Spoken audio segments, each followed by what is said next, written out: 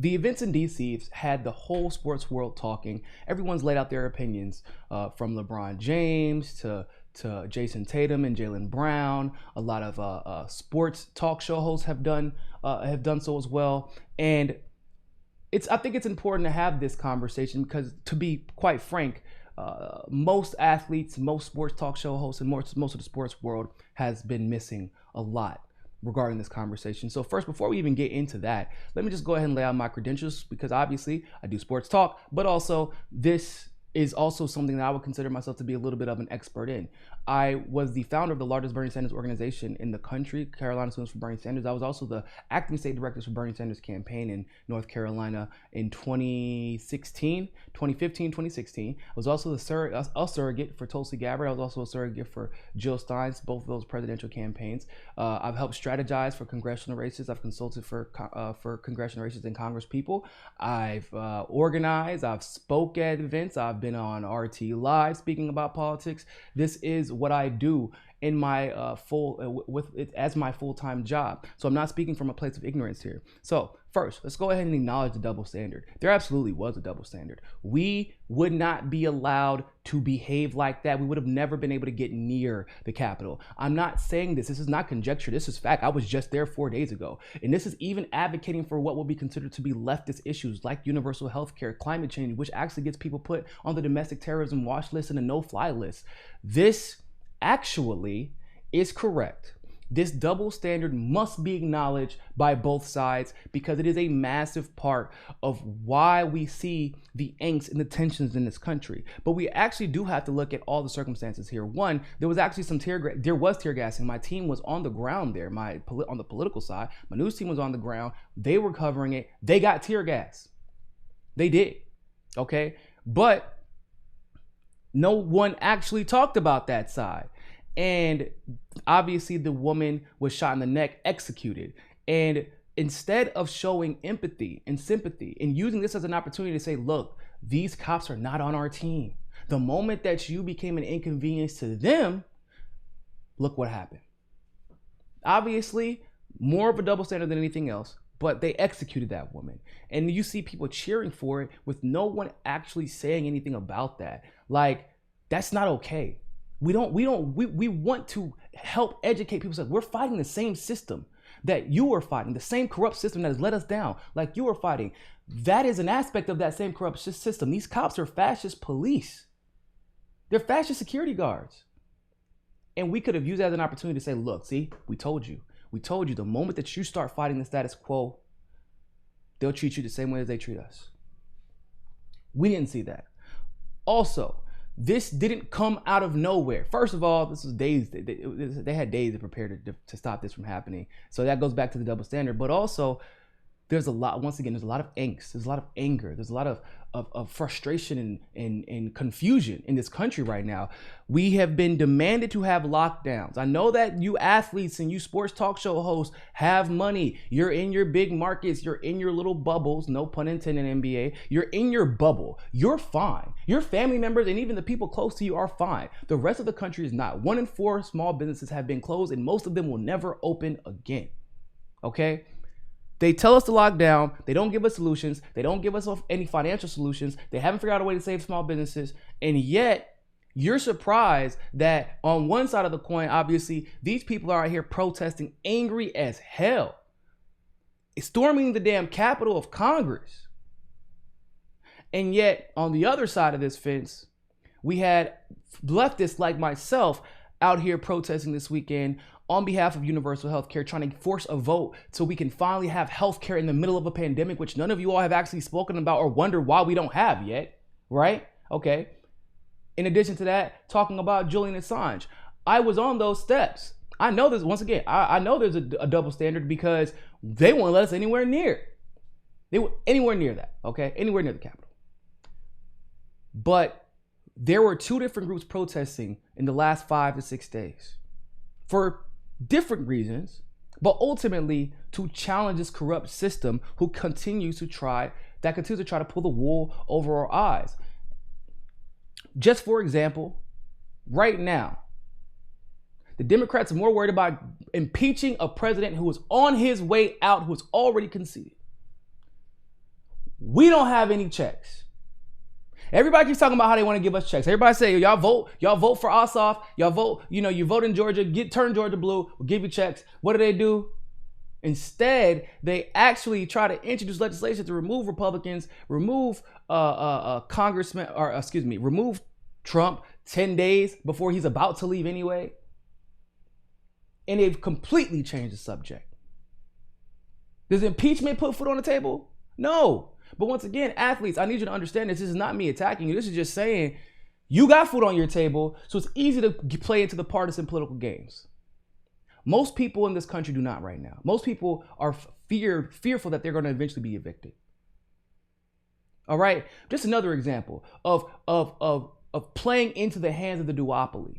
Right? Because a lot of you all believe for some reason that the Democrats are for some reason more altruistic and better for your side than the other side is. And it's not the case. They're the same party. Okay? Listen, people.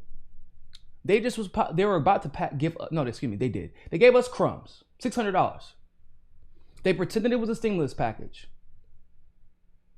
No one was going to say anything. This is a 5,000-page bill. 5,000-page bill. No one was going to say anything until Tulsi Gabbard, Thomas Massie, and Justin Amash called the bill out, because it was a bill that led to an upward transfer of wealth to the tune of billions, actually trillions, to the military-industrial complex and to corporations. After they told us they don't have enough money to give us. And by the way, not everybody's actually going to be able to get their $600, because now it's going to be a tax credit. Good luck with that.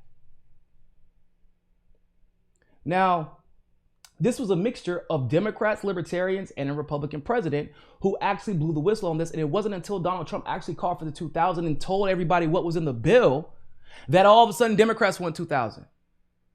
Democrats have been kowtowing on this particular issue for the whole year. But mind you, notice there have been no actual Democrats to put pressure on their leadership to make sure it gets done. When Trump tweeted out multiple times, send a bill right now, Nancy Pelosi. I'll sign it. Just a stimulus check. Nothing else to the corporations. Nothing else to the military industrial complex. She wouldn't do it. And the Democrats didn't put pressure on her. Why? Because the parties are the same. It is bread and theater. Stop pretending as if it's not. Because you're damaging the very communities that you are attempting to help with your brand, with what you do. And I know that a lot of you do actually mean well. I feel you. But this is the reality.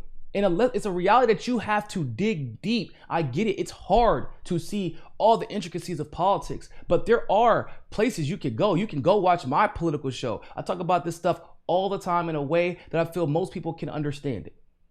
But if you're going to use your brand to be loud about politics, then you damn sure better do your due diligence and stop just towing the company line of being a Democrat or a Republican. Neither is okay. All right. There is this whole thing started because of election fraud, right? Or the alleged election fraud. What you have to understand is we don't know if Trump lost or won. We don't know if Biden lost or if Biden won. Why? Because we have a history of election fraud in this country. That what caused election fraud in the past has not only not been taken care of, it's actually been exacerbated. The problems have been exacerbated. We have a history of election fraud in this country. Y'all forget, Dems challenged the Al Gore, George Bush election. No, and people still don't believe it. They don't believe the outcome. Why? Because the court was under Jeb Bush in Florida, and that's who eventually decided that election. Why didn't people trust the outcome? Because the court system, once again, was under Jeb Bush in Florida. Which means that to a large degree, we all know that when it comes to partisan politics, and if you understand how federal courts work, that's an appointee. That is not somebody that is democratically elected, which means you have to play a political game to get to that position to be appointed by the party of your preference.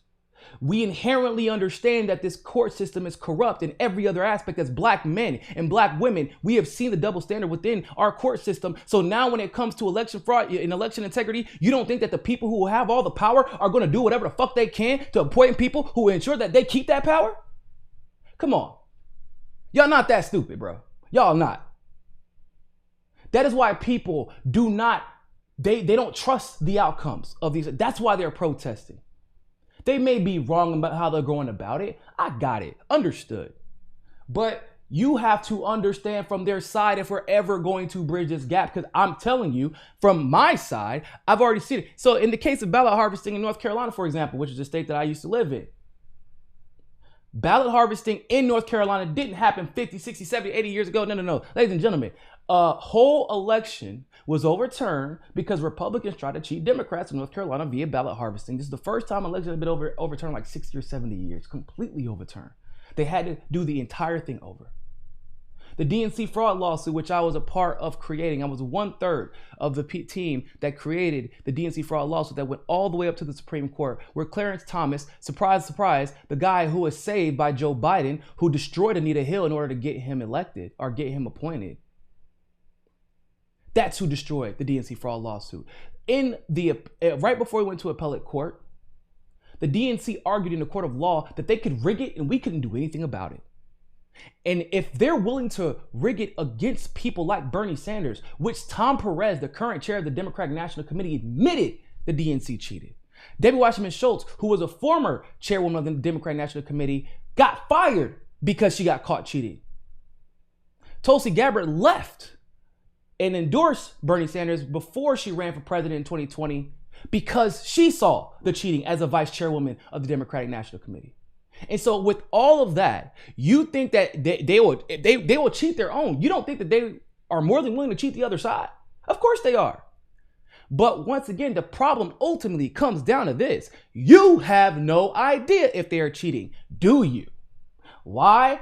Because we have voting machines that no one can be accounted for.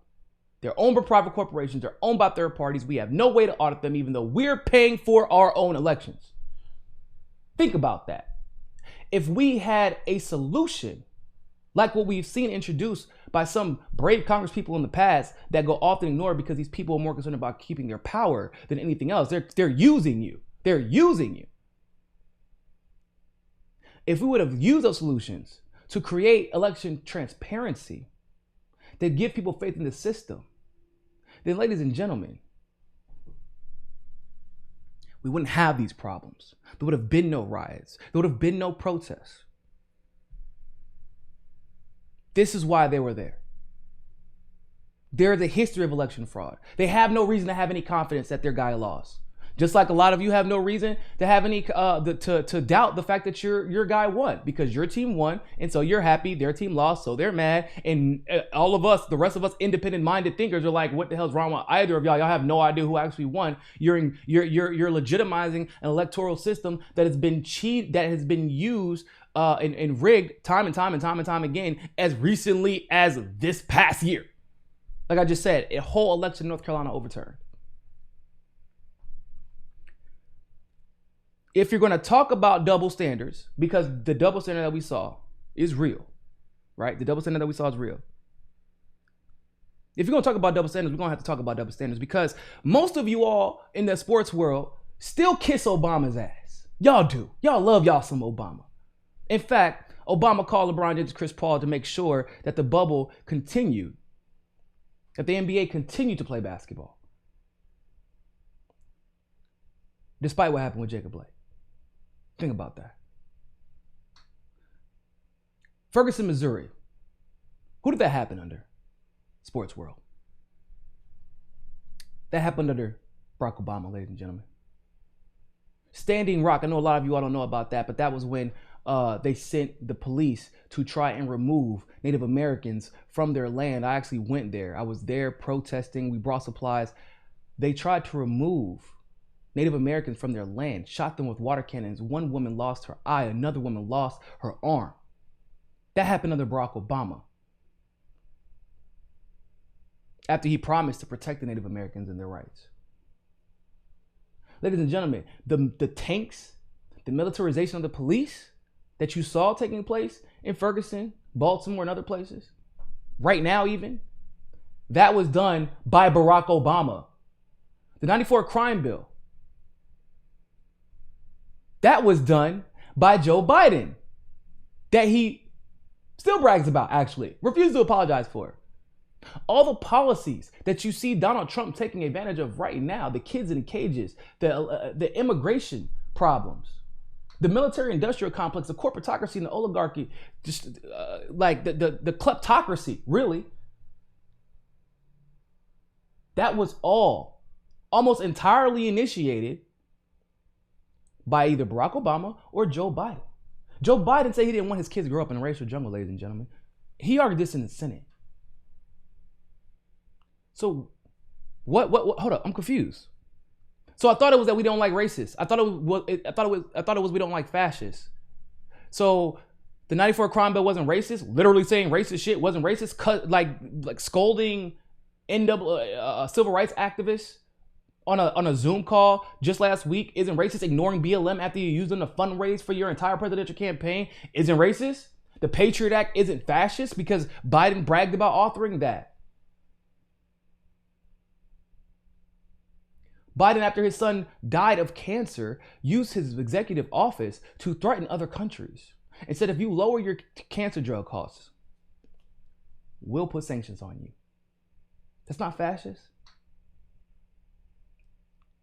See, you forget that these problems didn't originate yesterday. They didn't start 2016 whenever Donald Trump got elected. They were started by the very politicians that have been in Washington for their entire career and you are now campaigning and fundraising for to put them back in power, and you have succeeded. You have put the very people who created the 94 crime bill that has tortured our community, the same community that you were crying for and on one side of the fence, and then you're literally campaigning for the people who fucked us. You don't see a problem with that, LeBron?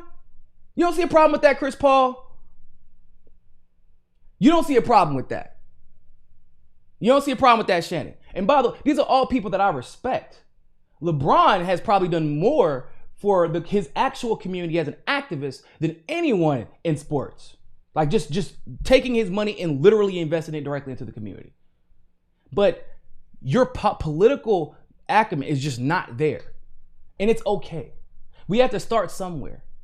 And I'm hoping that you all see this, because we can't afford to have people with such major platforms continuing to get it wrong. You have to remember, ladies and gentlemen,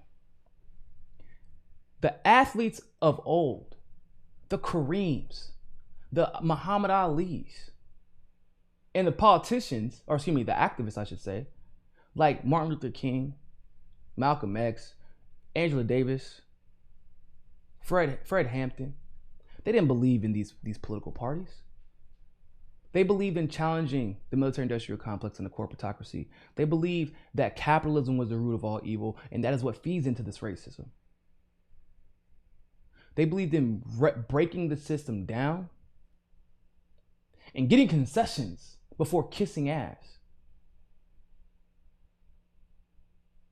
At the end of the day, if athletes don't get back to their roots, if Black activists don't get back to their roots, we're literally walking into a fire we lit for ourselves. You have the opportunity to shed light on all this. Don't let your bubble that you've put yourself in help you miss this opportunity. Do the right thing. Hold this country, this federal government that has failed us, this federal government who refuses to give us health care in the middle of a pandemic. Hold them accountable before you get to pointing fingers, because guess what? They're going to point fingers at us. They're like, well, y'all were violent. So then, they were violent too. Everybody is pissed. Everybody is being violent because everybody is suffering right now. Everybody. So do something about it. Use your platform to do something about it. Stop worrying about getting these corrupt politicians elected and go do something about it.